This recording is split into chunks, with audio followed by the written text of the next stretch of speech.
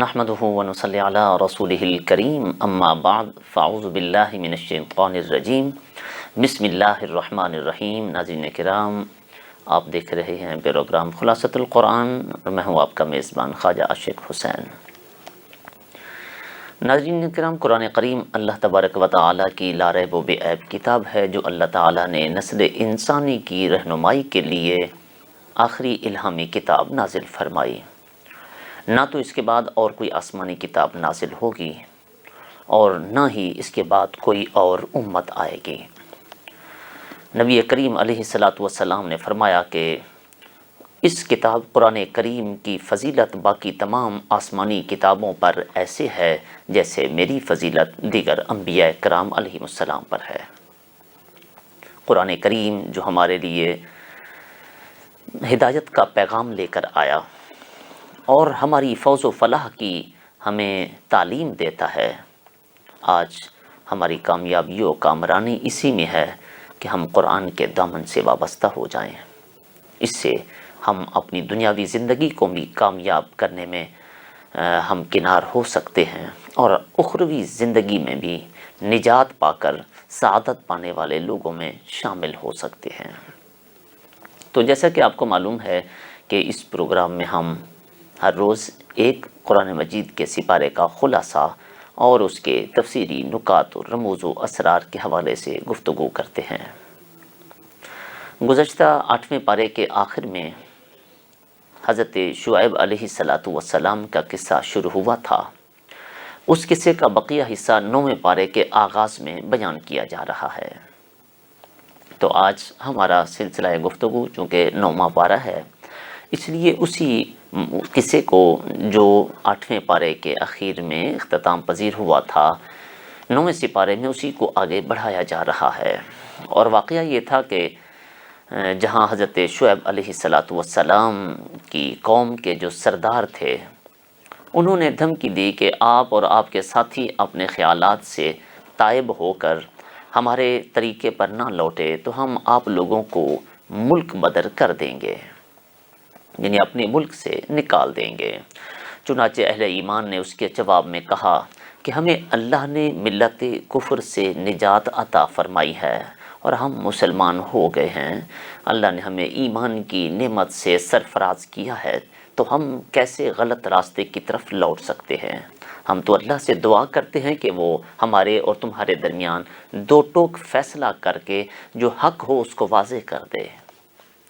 چنانچہ اس دعا کے بعد ایک غضب کا بڑی شدت کا زلزلہ آیا اور حضرت شعیب علیہ السلام کی نبوت کے منکر جتنے بھی کفار تھے وہ سب کے سب تباہ و برباد ہو گئے، ان کا کوئی نام و نشان بھی باقی نہ بچا۔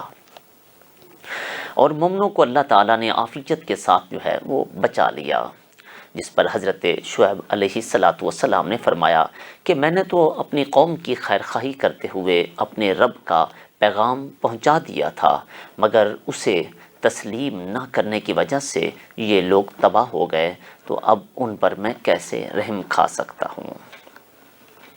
تو ان مختلف انبیاء کرام علیہ السلام کے قصے بیان کرنے کے بعد اللہ تعالیٰ فرماتا ہے کہ جھٹلانے والی قوموں کے بارے میں ہماری سنت، ہمارا طریقہ اور دستور یہ رہا ہے کہ ہم انہیں ہر طرح سے سمجھانے کی کوشش کرتے ہیں۔ خوشحالی اور تنگ دستی کے حالات میں بھی ہم انہیں عذاب کا جو ہے وہ ڈر سناتے ہیں اور ان لوگوں کو ابتلا اور آزمائش میں مبتلا کرتے ہیں۔ اگر اچھے یا برے حالات کی تبدیلی ان کے اعمال میں بہتری پیدا کر دے تو یہ تبدیلی امتحان ہے اور اللہ کی رضا کا سبب اور باعث ہوا کرتی ہے۔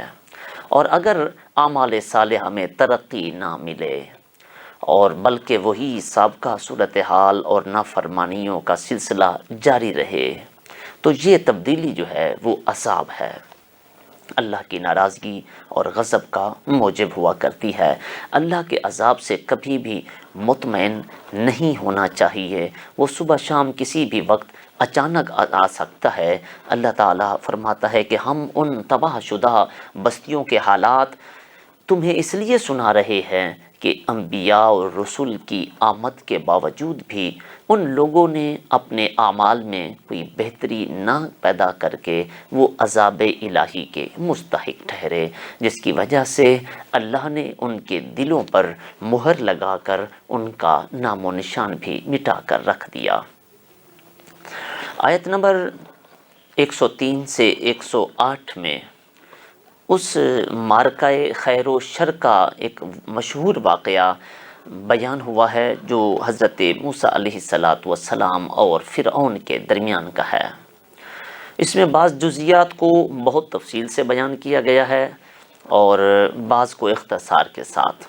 یہ قرآن کریم میں بار بار دہرائے جانے والے واقعات میں سے ایک ہے، اور جتنی تفصیل اس واقعے کی بیان کی گئی ہے اتنی کسی دوسرے واقعے کی تکرار کے ساتھ یہ تفصیل بیان نہیں ہوئی۔ یہ قرآن کریم کا ایک انداز ہے کہ ویسے تو اکثر صورتوں میں کسی نہ کسی انداز میں اس واقعے کا بھی حوالہ مل جاتا ہے، جیسے سورہ بقرہ میں ہوا، سورہ آراف ہے، سورہ طٰہٰ ہے، سورہ قصص میں ان کا جو ہے وہ واقعات حضرت موسیٰ علیہ السلام کے کسی نہ کسی پہلو سے اس کو ذکر کیا گیا ہے۔ اس میں خیر کی جو بھرپور نمائندگی حضرت موسیٰ اور حضرت ہارون علیہ السلام کرتے ہیں، جبکہ شر کی جو نمائندگی ہے وہ فرعون، حامان، قارون اور یہودی قوم جو ہے وہ کرتی ہے۔ یہ لوگ اقتدار اعلیٰ، نوکرشاہی اور سرمایہ داری کے نمائندے ہیں، جبکہ پیغمبر علیہ السلام جو ہے وہ اللہ رب العزت کے نمائندے ہیں۔ سورہ آراف میں فرعون اور قوم یہود کے ساتھ حضرت موسیٰ علیہ السلام کا مقابلہ جو ہوا تھا اس کو بیان کیا گیا ہے۔ اللہ تعالیٰ فرماتا ہے کہ ہم نے اپنی نشانیاں دے کر حضرت موسیٰ علیہ السلام کو فرعون اور اس کے حمایتوں کی طرف جو ہے وہ بھیجا، تو انہوں نے ان آیات کو، ان نشانیوں کو ٹھکرا دیا، فساد برپا کیا۔ آپ دیکھیں اللہ تعالیٰ فرماتا ہے کہ ان مفسدین کو کیسے کیسے عبرتناک انجام سے دوچار ہونا پڑا۔ موسیٰ علیہ السلام جب رسول کی حیثیت سے فرعون کے پاس تشریف لے گئے تو انہوں نے بنی اسرائیل کی آزادی کا مطالبہ کیا، تو اس نے معجزہ دکھانے کا مطالبہ کیا۔ حضرت موسیٰ علیہ السلام نے عصا کا اژدہا بنایا، جو اپنا ڈنڈا ان کے پاس ہوتا تھا، عصا تھا، تو اس کا اژدہا ایک بڑا سانپ بن گیا۔ اپنے ہاتھ کو بغل میں ڈالا تو وہ چمکتا ہوا، جیسے ٹیوب لائٹ جلتی ہے اسی طرح ہاتھ بھی چمکتا ہوا دکھایا، یعنی جو معجزے دکھائے تو فرعون نے اس کو جادو قرار دے کر آپ کے مقابلے کے لیے جادوگروں کو بلوا لیا۔ اب جادوگروں نے جو ہے میدان میں آ کر ساری قوم بھی اکٹھی ہو گئی۔ ان جادوگروں نے رسیوں اور لکڑیوں سے سانپ بنائے۔ موسیٰ علیہ السلام نے اپنا جو عصا تھا اللہ تعالیٰ کے اذن سے، اس کے حکم سے اس کا جو ہے وہ اژدہا بنایا۔ اب موسیٰ علیہ السلام کا عصا جو اژدہا بن کر ان سب کو نگل گیا، اور جادوگر چونکہ اپنے فن کے ماہر تھے تو وہ سمجھ گئے کہ یہ کوئی جادو نہیں ہے بلکہ نبی کا معجزہ ہے، تو وہ کہنے لگے آمنا بربی موسیٰ و ہارون، کہ ہم حضرت موسیٰ اور ہارون کے رب پر ایمان لے کر آئے۔ وہ مسلمان ہو کر سجدہ ریز ہو گئے۔ تو فرعون نے کہا کہ یہ موسیٰ تو جادوگروں کا بھی استاد ہے، یہ چھوٹے شاگرد ہیں اور وہ بڑا استاد ہے، انہوں نے یہ ساز باز کر کے یہ ڈرامہ رچایا ہے۔ تو اس نے سب جادوگروں کے ہاتھ پاؤں کاٹ کر انہیں سولی پر چڑھا دیا۔ وہ مرتے مر گئے مگر ایمان سے منحرف نہیں ہوئے۔ علماء نے، مفسرین نے یہاں پر خاص طور پہ علامہ مفتی احمد یار خان نعیمی رحمۃ اللہ تعالی علیہ نے ایک خوبصورت بات یہاں پر لکھی ہے۔ فرماتے ہیں کہ کوئی بھی علم ہو فی نفس ہی وہ علم برا نہیں ہوتا، چہ جائے کہ وہ جادو کا علم ہی کیوں نہ ہو۔ ظاہر ہے جادو اس فن کے، وہ جادوگر اس فن کے ماہر تھے، وہ سمجھتے تھے کہ یہ جادو نہیں ہے تو معجزہ ہے۔ اگر ان کو جادو کے کمال کا علم نہ ہوتا تو وہ بھی اس کو جادو ہی سمجھتے رہتے، تو گویا یہی جادو کا علم جو ہے ان جادوگروں کے ایمان کا باعث بنا۔ یعنی آگے استعمال کسی علم کا برا ہوتا ہے لیکن فی نفسی ہی علم برا نہیں، تو گویا کوئی شخص اس سے یہ بھی مسئلہ بتایا ہے، اگر کوئی جادوگروں کا توڑ کرنے کے لیے جادو کا علم سیکھتا ہے تو اس کی بھی شریعت میں گنجائش موجود ہے۔ واللہ تعالی عالم بالصواب۔ بہرحال حضرت موسیٰ علیہ السلام چونکہ نبی تھے، فرعون اس لیے ان کا کچھ بھی نہ بگاڑ سکا، مگر بنی اسرائیل پر اس نے ظلم و ستم کیا، اور ان کے فرعون کے ظلم سے تنگ آ کر اس قوم نے موسیٰ علیہ السلام سے کہا کہ آپ کی نبوت تسلیم کرنے سے پہلے بھی ہم ستائے جا رہے تھے، اور آپ کے آنے کے بعد بھی اس میں کوئی کمی نہیں آئی، بلکہ یہ مظالم جو ہیں اور زیادہ بڑھ گئے ہیں۔ تو موسیٰ علیہ السلام نے انہیں حکم دیا کہ اپنے گھروں میں ہی قبلہ رو ہو کر نماز پڑھو اور صبر کرو، اللہ سے مدد مانگو، تو اللہ تعالیٰ جو ہے جب تم اللہ کو پکارو گے تو اللہ کی مدد تمہاری طرف متوجہ ہوگی۔ تو یہ دنیا آزمائش کے طور پر اللہ جسے چاہے اقتدار پر فائز کر دے اور جس کو چاہے وہ اقتدار اس سے چھین لے، لیکن آخرت میں جو متقی اور پرہیزگار اور نیکوکار لوگ ہوں گے ان کا انجام ہی اچھا ہوگا۔ آپ ان کے دنیاوی مناصب کو اور جاہو دولت کو نہ دیکھو، بلکہ آخرت کو پیش نظر رکھو۔ اصل کامیابی وہی ہے جو آخرت کی کامیابی ہے۔ تو پھر آگے اس سے جو اگلی آیت ہے، آیت نمبر 130 سے اللہ تعالیٰ نے فرعونیوں پر جو مختلف عذاب ہوئے تھے ان کا ذکر کیا، تو فرمایا کہ یہ آفات اس لیے نازل ہوئی تاکہ ان کے دلوں میں جو سختی ہے وہ کچھ کم ہو اور وہ عافیت کے لیے اللہ کے حضور گڑ گڑائیں، اور حضرت موسیٰ علیہ السلام کی جو دعوت ہے، دعوت توحید، اس کی طرف متوجہ ہوں۔ ان پر آنے والی بلائیں جو تھیں وہ مختلف قسم کی تھیں۔ پہلی بلا جو ہے وہ قحط سالی تھی، اور سبزیوں اور پھلوں کی قلت کا عذاب آیا۔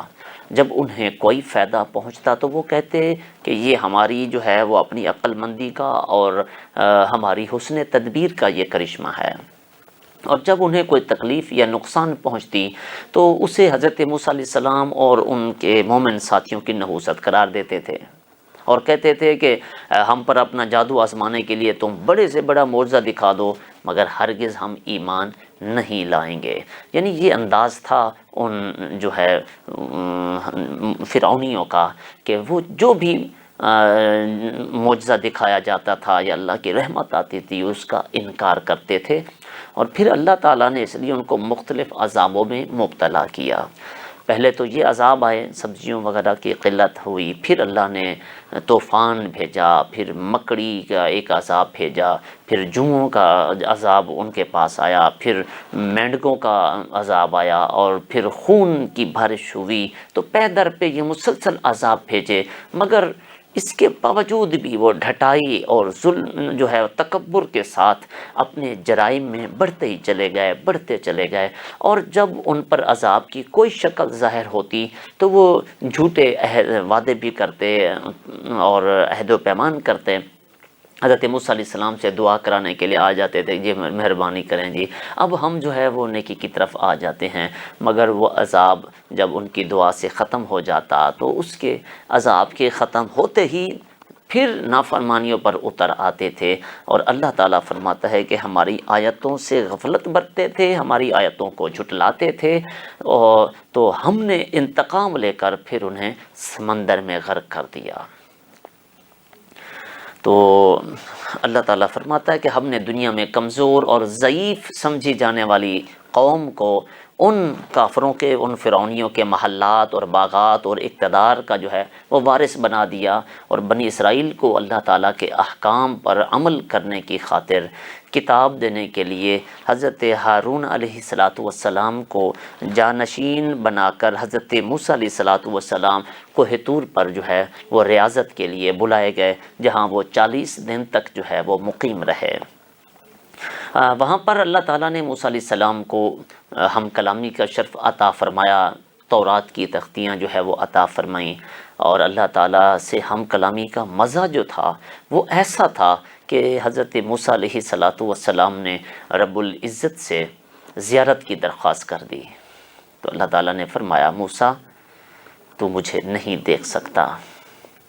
انہوں نے بار بار اصرار کیا تو اللہ تعالیٰ نے فرمایا کہ میں پہاڑ پر اپنے نور کی ایک تجلی ڈالتا ہوں، اگر تم اس کے دیکھنے کی تاب لا سکے تو پھر میرا جلوہ بھی دیکھ لو گے۔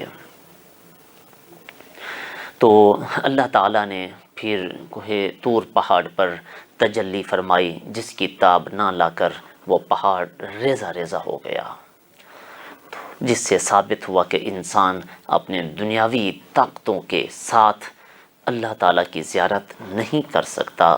کوئی شخص بھی دنیا میں رہتے ہوئے اللہ تعالیٰ کا دیدار جسم کی آنکھوں سے نہیں کر سکتا۔ قیامت کے دن حشر کے میدان میں اور جنتیوں کو، اہل جنت کو جنت میں اللہ تعالیٰ کا دیدار ہوگا۔ وہ کس طرح سے ہوگا؟ علماء نے کہا ہے کہ جیسے تم آسمان پر چاند اور سورج کو دیکھتے ہو، اسی طرح قیامت کے دن اور مومنین کو، اہل جنت کو دیدار باری تعالی نصیب ہوگی۔ لیکن دنیا میں رہتے ہوئے کوئی شخص جسم کی آنکھوں سے اللہ تعالیٰ کا دیدار نہیں کر سکتا، اس لیے میرے آقا علیہ السلام کو بھی دیدار کرنے کے لیے آسمانوں پر بلایا گیا۔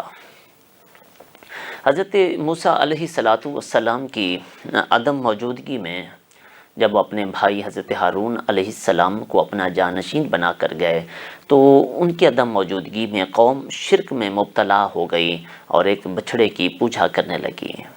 حضرت موسیٰ علیہ السلام جب واپس قوم میں آئے، قوم کو بت پرستی میں مشغول پایا تو آپ بہت ناراض ہوئے اور اپنے بھائی حضرت ہارون علیہ السلام کو بھی ڈانٹا، اور پھر عاجزی اور تواضع کا مظاہرہ کرتے ہوئے اپنے لیے، اپنے بھائی کے لیے اور پوری قوم کے لیے اللہ تعالیٰ سے معافی طلب کرتے ہوئے رب تعالیٰ کی رحمت کی، اس کی مغفرت کی اور ہدایت کی دعا مانگی۔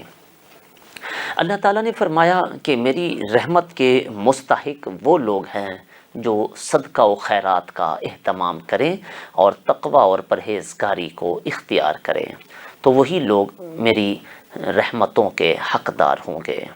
تو نبی امی صلی اللہ تعالیٰ علیہ وسلم اور جن کا تذکرہ تورات اور انجیل جیسی کتابوں میں ہے، وہ انہیں امر بالمعروف اور نہیں عن المنکر کرتے ہیں، ان کی خود ساختہ پابندیوں کو ان سے جو ہے وہ ختم کر کے ان کو گناہوں کے بوجھ سے آزاد کرتے ہیں۔ تو ان پر ایمان لا کر ان کی مدد اور نصرت کریں تو یہ لوگ کامیابی سے ہمکنار ہو جائیں گے۔ اس کے بعد حضور اکرم صلی اللہ تعالیٰ علیہ وسلم کی جو عمومی رسالت ہے اور رسالت کی جو وسعت ہے، اس کی عمومیت ہے، اس کو بیان کیا گیا کہ آپ کو تمام انسانیت کے لیے نبی اور رسول بنا کر بھیجا گیا ہے۔ اس کے بعد تمام انسانوں کو اللہ تعالیٰ نے حکم دیا کہ اللہ اور اس کے رسول پر ایمان لاؤ اور نبی کریم علیہ السلام کی پیروی کرو تاکہ تم اللہ کی بارگاہ سے ہدایت جیسی نعمت حاصل کر سکو۔ آیت نمبر 159 میں اس سے بنی اسرائیل پر جو اللہ تعالیٰ نے احسانات فرمائے تھے، ان احسانات کا تذکرہ ہے۔ اس میں سے کچھ سعادت مندوں کو اللہ نے ہدایت کی توفیق عطا فرمائی، ان سب کے لیے ایک پتھر سے پانی کے 12 چشمے جاری فرمائے، اور ان کے لیے جو بادلوں کا ایک سائبان بنا دیا، من و سلوہ کی صورت میں ان کو پکے پکائے کھانوں کا ایک دسترخواں آسمان سے جو ہے وہ نازل فرمایا، اور پھر ایک فاتح کی حیثیت سے ایک شہر میں داخل ہونے کا اعزاز بھی اللہ تعالیٰ نے ان کو عطا فرمایا۔ لیکن بنی اسرائیل ان تمام نعمتوں کے ہونے کے باوجود اللہ کی ناقدری اور اللہ کے احکامات کی خلاف ورزی کرتے رہے، تو پھر اللہ تعالیٰ نے سزا کے طور پر انہیں دردناک عذاب سے دو چار کر کے ان کی شکلیں مسخ کر دیں، بندلوں کی شکل میں ان کو تبدیل کر دیا گیا۔ آیت نمبر 172 میں عہد الست کا ذکر ہے، جو وعدہ اللہ تعالیٰ نے عالم ارواح میں روحوں سے لیا تھا، اس کا تذکرہ ہے۔ اللہ تعالیٰ نے حضرت آدم علیہ السلام کی نسل میں قیامت تک پیدا ہونے والے تمام انسانوں کی ارواح کو جمع فرمایا اور ان سے پوچھا، الستو بربکم، کیا میں تمہارا رب نہیں ہوں؟ سب نے جواب دیا، قالوا بلا، ہاں تو ہی، کیوں نہیں، تو ہی ہمارا رب ہے۔ اور اس عہد کی یاد دہانی کرائی گئی، اس لیے کرائی گئی تاکہ کوئی یہ نہ کہہ سکے کہ مجھے وہ وعدہ جو ہم نے عالم ارواح میں کیا تھا وہ یاد ہی نہیں ہے، یا پھر یہ عذر پیش کرے کہ شرک کا آغاز تو ہمارے باپ دادا نے کیا تھا، یہ جرم ہمیں ان کی طرف سے ملا تھا، اس میں ہمارا تو کوئی قصور نہیں ہے۔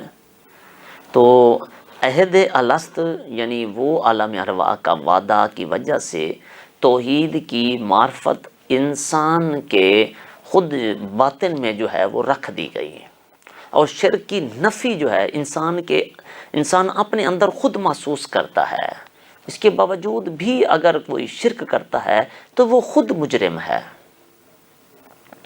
تو اس کے بعد اللہ تعالیٰ نے قرآن کریم میں بنی اسرائیل کے ایک ایسے شخص کا ذکر کیا جس کو اللہ تعالیٰ نے اپنی آیات کا علم عطا فرمایا تھا اور کرامت کے منصب پر فائز کیا تھا۔ بدقسمتی سے اس شخص نے خواہشات کی پیروی کی اور شیطان اس کے پیچھے لگ گیا، اور وہ ایک ایسا پھر جو ہے وہ کردار ادا کر بیٹھا، اور کردار کی پھر ایک ایسی پستی میں اور گہرائی میں گر گیا کہ حرص اور لالچ میں وہ ایک کتے کی سطح پر پہنچ گیا۔ تو آگے فرمایا کہ یہ صرف بنی اسرائیل کے ایک شخص کی نہیں، پوری قوم کی مثال ہے۔ اس قوم نے اللہ کی بے شمار نعمتوں سے استفادہ کیا، لیکن ناشکری اور نافرمانی کی حدوں کو، آخری حدوں کو جا پہنچے۔ بلا شبہ اللہ تعالیٰ جس کو ہدایت دیتا ہے وہی ہدایت پر قائم و دائم رہ سکتا ہے۔ انسان خود ہدایت اور اللہ کی قربت کی جو نہایت اونچی بلندی پر پہنچ جائے، مگر پھر بھی اسے گمراہی کے خطرے سے ڈرتے رہنا چاہیے۔ کوئی پتہ نہیں کہ کتنا بھی نیک بندہ ہو تو وہ کوئی ایسا کام کر بیٹھے جس کی وجہ سے ساری نیکیاں برباد ہو جائیں۔ نبی رحمت صلی اللہ علیہ وسلم نے ارشاد فرمایا تھا کہ ایک وقت قرب قیامت میں ایسا آئے گا کہ انسان صبح کے وقت مومن ہوگا تو شام کو کافر ہوگا، وہی شام کو کافر ہوگا، صبح کے وقت مومن ہوگا۔ یعنی ہر شخص کو ان حالات میں اپنے ایمان کی فکر کرنی چاہیے۔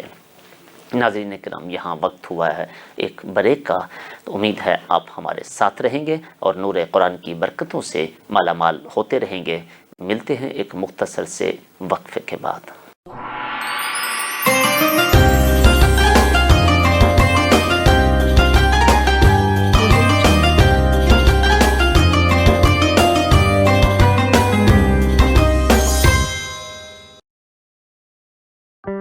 کورونا میں احتیاط کا سبھی بولتے ہیں، مگر مکمل احتیاط کوئی بھی نہیں کرتا۔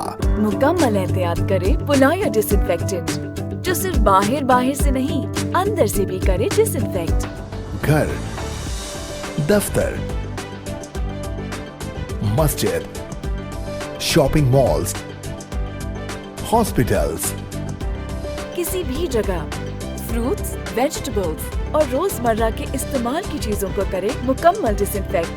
WHO کی ریکمینڈیشنز کے مطابق تیار کیا گیا اور پاکستان کی تمام مستند لیبارٹری سے سند یافتہ پولایا ڈس انفیکٹنٹ، جو کرے ہر طرح کے جرمز اور وائرسز کا 99.9% خاتمہ اور دے مکمل تحفظ۔ یہ ہوئی مکمل احتیاط کی بات۔ پولائر 1 3 5, 10 और 30 लीटर की पैकिंग में दस्तयाब है।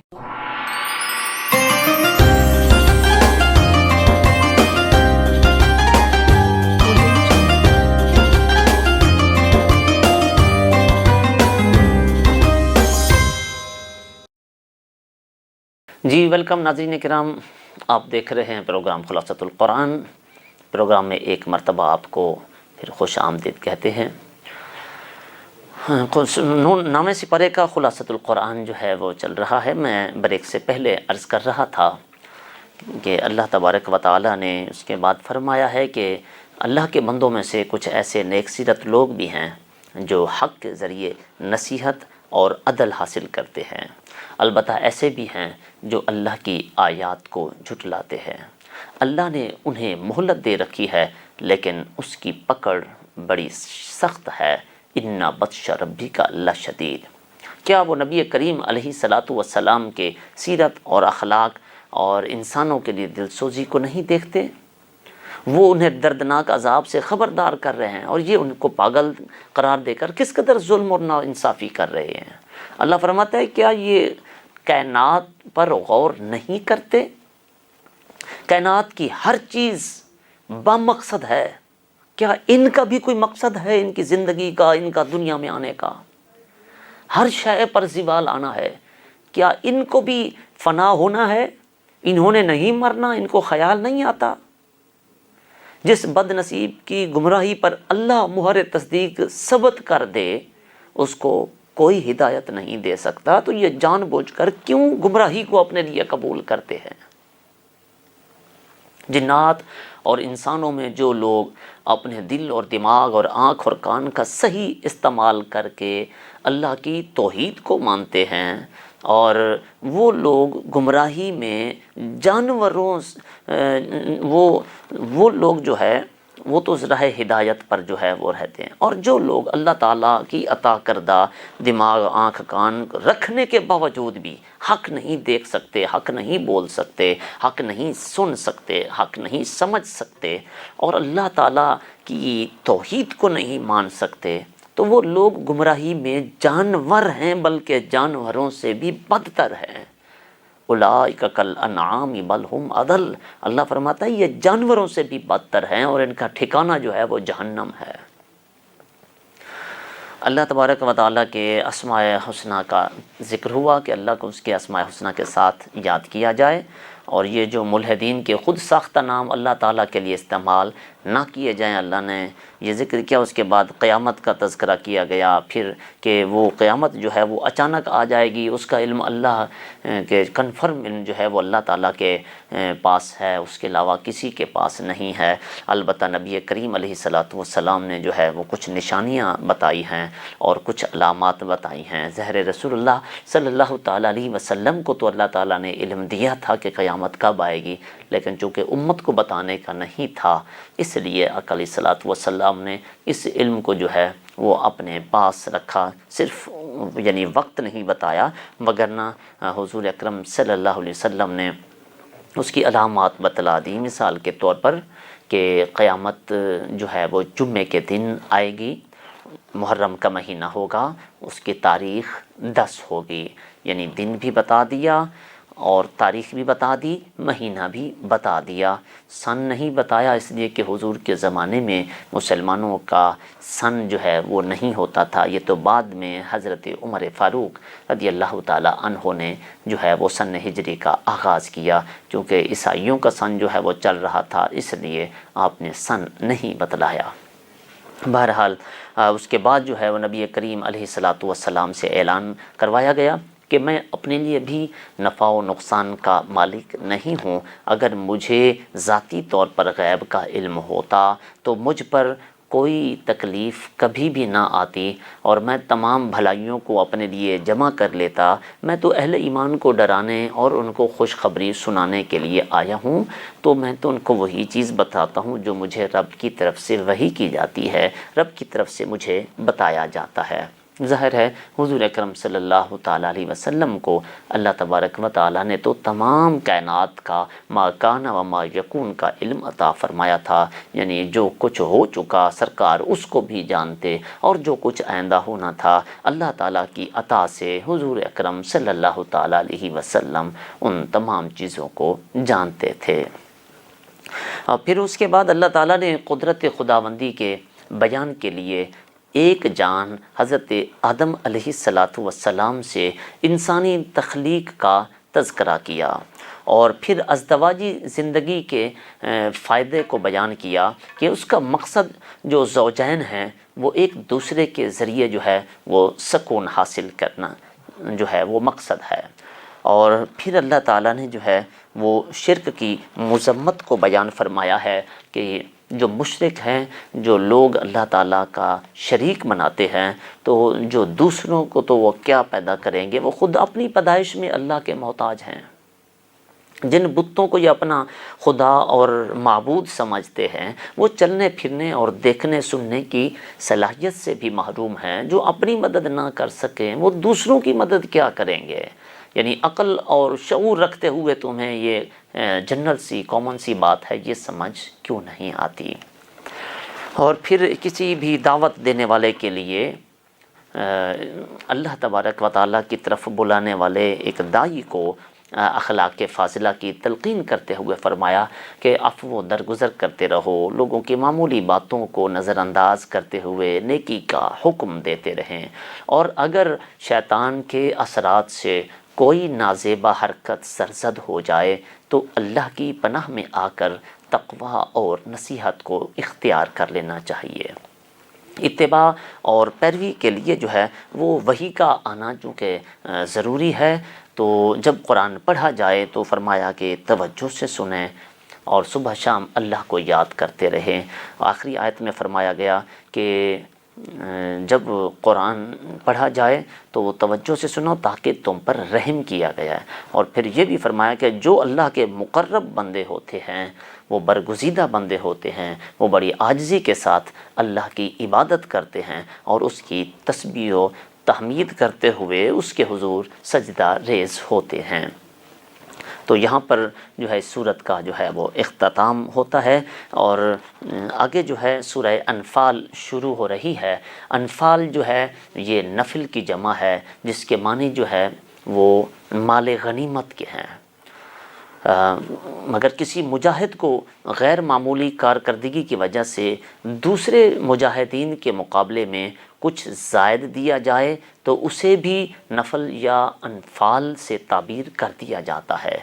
اس صورت میں چونکہ مال غنیمت کا تذکرہ ہے اور جہاد فی سبیل اللہ کا ذکر آیا ہوا ہے، اس کے متعلق احکامات بیان ہوئے ہیں، تو اس لیے اس کا نام جو ہے وہ سورت انفال پڑ گیا۔ اور اس صورت میں سورہ بدر، غزوہ بدر کا بھی تفصیلی تذکرہ ہے، اس لیے بعض مفسرین نے اس کو سورہ بدر بھی کہا ہے۔ اللہ رب العالمین فرماتا ہے کہ یہ لوگ مال غنیمت کے بارے میں اے محبوب آپ سے سوال کرتے ہیں تو آپ فرما دیجئے کہ مال غنیمت اللہ اور اس کے رسول کے لیے ہے، وہ جس طرح چاہے اس کی تقسیم کا حکم جاری کر دے۔ پھر کامل ایمان والوں کی صفات اور ان کی ظاہری اور باطنی جو ان کی صفات ہیں، خصوصیات ہیں، ان کا جو ہے وہ ذکر کیا گیا کہ مومن جو ہے صرف وہ لوگ ہیں جن کا دل جو ہے اللہ کا ذکر سن کر لرز اٹھے، اللہ کی آیتیں سن کر ان کے رونگٹے کھڑے ہو جائیں، اور ان کا جو اللہ کی آیت کا پڑھنا ہے، اس کی تلاوت ہے، اس سے ان کے ایمان جو ہے وہ مزید بڑھ جاتے ہیں، ان کا جذبہ یعنی بڑھ جاتا ہے، ایمان تازہ ہو جاتے ہیں، اور ان لوگوں کا بھروسہ جو ہے وہ صرف خدا اور رسول پر ہوتا ہے، اور وہ بڑے اخلاص سے نمازیں قائم کرتے ہیں اور اللہ کے دیے ہوئے رزق میں سے اس کی راہ میں خرچ کرتے ہیں۔ ایسے مومنوں کے لیے فرمایا گیا کہ یہ اللہ کی طرف سے بخشش ہے، ان کے لیے بلند درجات ہیں اور عزت افزائی والے رزق کی بشارت ہے۔ آیت نمبر 5 میں فرمایا گیا کہ کچھ لوگ جہاد کے لیے دل و جان سے آمادہ نہ تھے، اور مجاہدین کی خواہش تھی کہ ابو جہل کی قیادت میں مشرکین مکہ کے مسلح و منظم لشکر کی بجائے ابو سفیان کا جو تجارتی قافلہ آ رہا ہے اس سے ٹکراؤ ہو جائے۔ تو اللہ تعالیٰ نے مشرکین مکہ سے تصادم کو مقدر فرمایا تاکہ حق کی عنایت اور غلبہ جو ہے وہ ثابت ہو جائے۔ اگلی آیتوں میں بتایا گیا کہ اللہ تعالیٰ نے بدر کے میدان میں مجاہدین کے دلوں کو اطمینان عطا فرمانے کے لیے فتح کی بشارت کے طور پر فرشتے جو ہے وہ نازل فرمائے ان کی نصرت اور امداد کے لیے۔ کافر جو ہے وہ قتل بھی ہوئے، زخمی بھی ہوئے، اور میدان جہاد سے انہوں نے راہ فرار اختیار کرنے پر وہ مجبور بھی ہوئے۔ اس غزوے میں اللہ تعالیٰ نے جو اس کی مدد ہے اور اس کی نصرت ہے اس کا دیکھتی آنکھوں سے کئی لوگوں نے مشاہدہ کیا، اور ایک چھوٹے سے لشکر نے اپنے سے کئی گنا بڑے لشکر کو جس ذلت اور جس رسوائی کے ساتھ ان کو شکست سے دوچار کیا، تاریخ میں اس کی کبھی شاید مثال نہیں مل سکے گی۔ کہاں وہ 1000 سے زائد لوگ ہیں اور وہ گنتی کے 313 لوگ ہیں۔ مشرکین کے 70 افراد واصل جہنم ہوئے، 70 ہی ان کے جو ہے وہ قیدی بنے، اور تو یہ ان کے لیے عذاب کی جو ہے وہ پہلی قسط تھی، اور اصل عذاب تو ابھی ان کا جہنم کی آگ کی صورت میں وہ باقی ہے۔ بدر کے میدان میں رسول اللہ صلی اللہ علیہ وآلہ وسلم نے مٹھی میں ریت لے کر کافروں کی جانب پھینکی، اور وہ ریت جو ہے جب ان کی طرف پڑی تو ان کو کچھ بھی نظر نہیں آ رہا تھا، وہ ریت ان کی آنکھوں میں جا کے پڑ گئی۔ تو اللہ تعالیٰ نے فرمایا کہ اے رسول، وہ خاک جو آپ نے اپنے مبارک ہاتھوں سے پھینکی تھی، وہ آپ نے جس وقت آپ نے پھینکی تھی وہ آپ نے نہیں پھینکی، در حقیقت اللہ تعالیٰ نے پھینکی ہے۔ وما رمیت اذ رمیت ولکن اللہ رما، یعنی حضور کے فعل کو اللہ تعالیٰ نے اپنا فعل قرار دیا۔ یہ انتہائی محبت کا ایک قرینہ نظر آتا ہے۔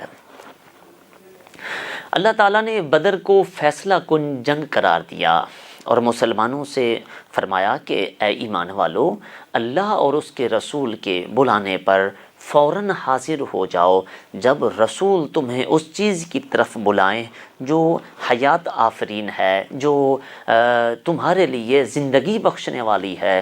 مزید فرمایا کہ اللہ اور اس کے رسول سے خیانت نہ کرو اور اپنی امانتوں میں بھی خیانت نہ کرو۔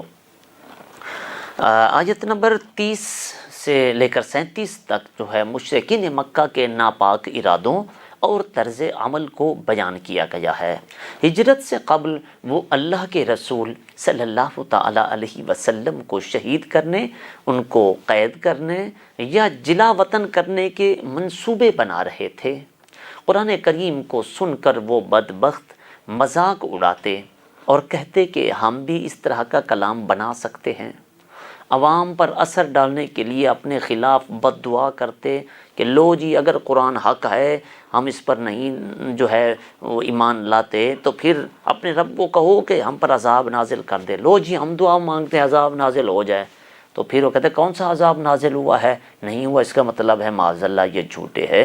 تو اللہ تعالیٰ نے جواب دیا کہ اللہ شہر مکہ پر نہیں بلکہ مجرموں کو اس شہر سے نکال کر ان پر عذاب کرے گا، جیسا کہ بدر میں اللہ تعالیٰ نے کیا ان کو۔ یعنی مکہ چونکہ مقدس گھر ہے، اس کی حرمت کو اللہ تعالیٰ جو ہے وہ پامال نہیں فرمائے گا، اس لیے مکے سے نکال کر تمہیں رسوا کیا جائے گا۔ ان مشرکین نے مکے میں اللہ کے گھر کی حرمت اور نماز کا تقدس بھی پامال کر دیا ہے، اور وہ اللہ کے گھر کے پاس نماز کا ٹائم ہوتا تھا تو وہ تالیاں بجانے اور سیٹیاں بجاتے رہتے تھے، اور اہل ایمان کے خلاف جو جنگی تیاریاں تھیں اس کی پلاننگ کرتے رہتے تھے، مالی وسائل جو ہے وہ اپنے صرف کر رہے تھے، ایک دوسرے کے لیے چندے جمع کر رہے تھے مسلمانوں کو ختم کرنے کے لیے۔ تو اللہ نے فرمایا یہ تمہاری ساری تدبیریں، یہ سارے وسائل تمہارے برباد ہوں گے، تمہیں دنیا میں بھی ذلت کا سامنا کرنا ہوگا اور آخرت میں بھی جہنم کی عذاب کا ایندھن بنو گے۔ اور یہی ہوا ظاہر ہے۔ تو مشرکین جو ہے وہ ذلیل و رسوا ہوئے۔ اس سے جو اگلی آیت ہے اس میں اللہ تعالیٰ نے مشرکین مکہ کو دعوت دی کہ ان کی خیر اسی میں ہے کہ وہ توبہ کریں اور حق کو قبول کریں، اللہ ان کے تمام سابقہ جرائم کو جو ہے وہ معاف فرما دے گا، اور البتہ انہوں نے اگر اس پیشکش سے فائدہ نہ اٹھایا تو بدترین انجام سے وہ دوچار ہوں گے۔ تو اس صورت میں اللہ تعالیٰ نے اہل اسلام کو 5 مرتبہ یا ایھا الذین آمنو کے روح پرور خطاب سے مخاطب کیا ہے۔ 5 مرتبہ یا ایھا الذین آمنو، یعنی ڈائریکٹ ایمان والوں کو مخاطب کیا گیا۔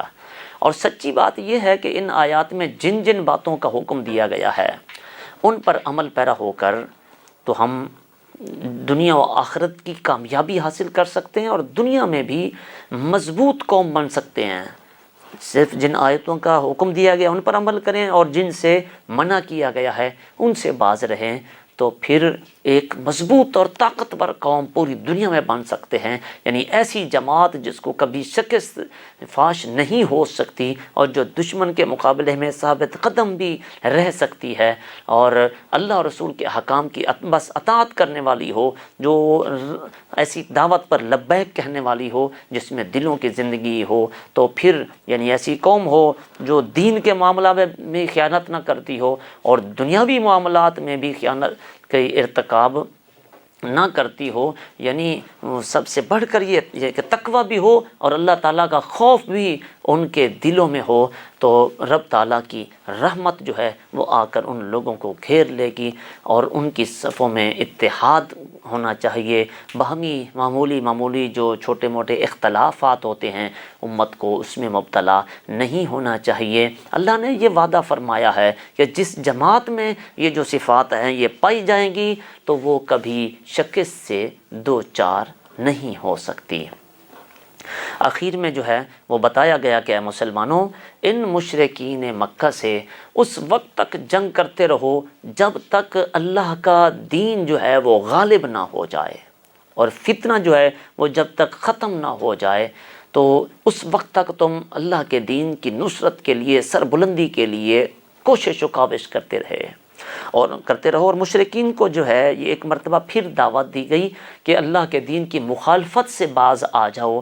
اگر تم نے اپنی روش نہ چھوڑی، اپنا طریقہ نہ بدلا، تو اہل حق کا جو حامی اور ناصر ہے وہ اللہ تبارک و تعالی ہے، اور وہ کیا خوب ہی حامی و ناصر ہے اور وہ خوب مدد کرنے والا ہے۔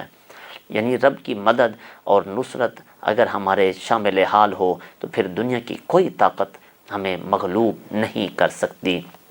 وہ علامہ اقبال رحمۃ اللہ تعالی نے جو کہا تھا، اسی کے ساتھ ہی میں اپنی گفتگو کا جو ہے وہ اختتام کرتا ہوں کہ گر ہو براہیم کا ایماں پیدا، گر ہو براہیم کا ایماں پیدا، آگ کر سکتی ہے آج بھی انداز گلستاں پیدا، کہ اگر ابراہیم علیہ السلام جیسا ایمان اور خدا کی ذات پر کامل یقین ہمارے دل و دماغ میں پیدا ہو جائے تو آگ آج بھی وہی ہے، رب ہمارا آج بھی وہی ہے۔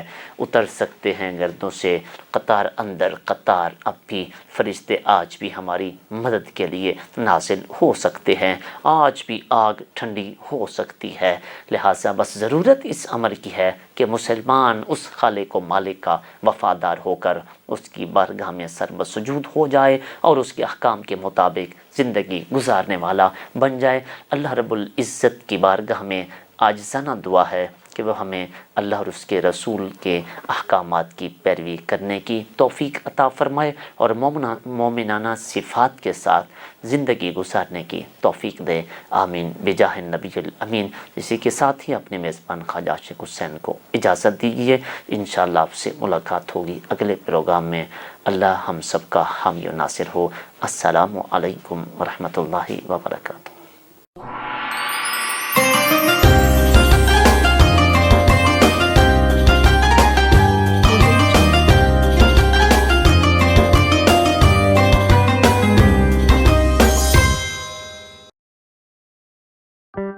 कोरोना में एहतियात का सभी बोलते हैं, मगर मुकम्मल एहतियात कोई भी नहीं करता। मुकम्मल एहतियात करे पुलाया डिसइंफेक्टेंट, जो सिर्फ बाहर बाहर से नहीं अंदर से भी करे डिसइंफेक्ट। घर, दफ्तर, मस्जिद, शॉपिंग मॉल्स, हॉस्पिटल्स, किसी भी जगह फ्रूट्स, वेजिटेबल्स और रोजमर्रा के इस्तेमाल की चीजों को करे मुकम्मल डिसइंफेक्ट। WHO की रिकमेंडेशंस के मुताबिक तैयार किया गया और पाकिस्तान की तमाम मुस्तनद लेबोरेटरी से सनद याफ्ता पुलाया डिसइंफेक्टेंट, जो करे हर तरह के जर्म्स और वायरसेस का 99.9% खात्मा। और दे मुकम्मल तहफ़्फ़ुज़। ये हुई मुकम्मल एहतियात की बात। पुलायर 1, 3, 5, 10 और 30 लीटर की पैकिंग में दस्तयाब है।